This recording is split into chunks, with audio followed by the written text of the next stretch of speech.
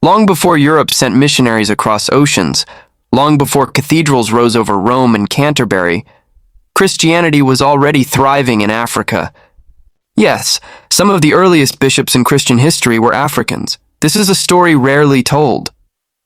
A story that reshapes how we understand faith, leadership, and history itself. When many people think about the origins of Christianity, their minds travel to Europe.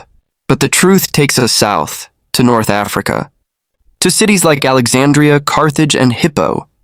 To a continent that helped build the very foundation of the global church. In the first centuries after Christ, North Africa was one of the intellectual and spiritual powerhouses of Christianity. The city of Alexandria in Egypt became a center of theological scholarship. It was here that early Christian thinkers developed doctrine, defended the faith, and trained leaders who would guide believers through times of persecution and uncertainty. One of the earliest and most influential bishops in Christian history was an African, Saint Cyprian of Carthage. Born in the early 3rd century in what is now Tunisia, Cyprian became Bishop of Carthage around the year 249 AD. At a time when Christians were facing severe persecution under the Roman Empire, he stood firm. He guided his people with courage, theological depth, and pastoral care. Cyprian emphasized unity within the church. He believed that the bishop was a symbol of stability and spiritual authority in a chaotic world. His writings shaped how the church understood leadership, sacraments, and community. Even today, his influence echoes in Christian traditions across the world, and he was not alone.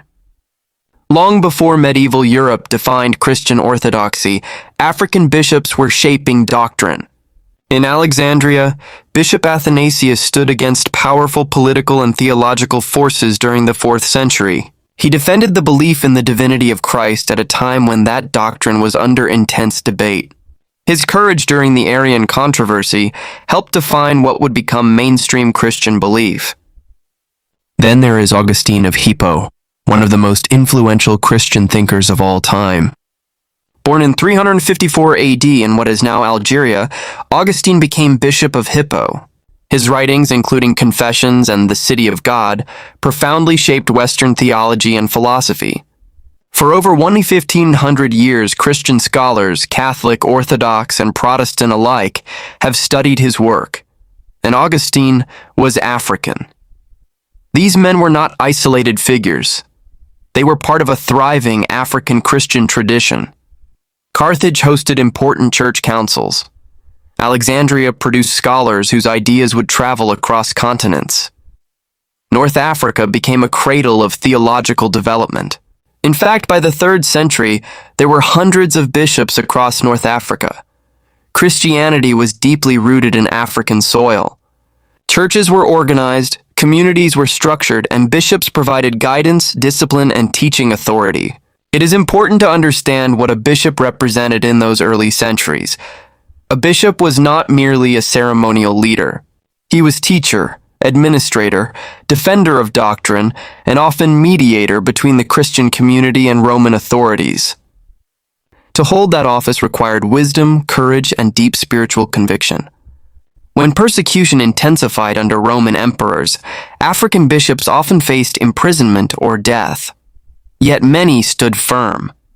Their leadership strengthened believers and preserved the continuity of Christian teaching during some of the faith's most fragile years. And Africa's influence was not limited to theology alone. The development of Christian monasticism, a lifestyle devoted to prayer and spiritual discipline, also has deep African roots.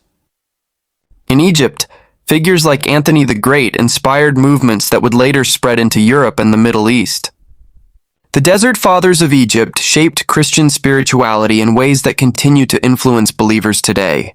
So when we speak of bishops, when we speak of early Christian leadership, Africa is not on the margins of the story. Africa is at the center. Yet over time, as political power shifted and Christianity expanded through Europe, the narrative changed.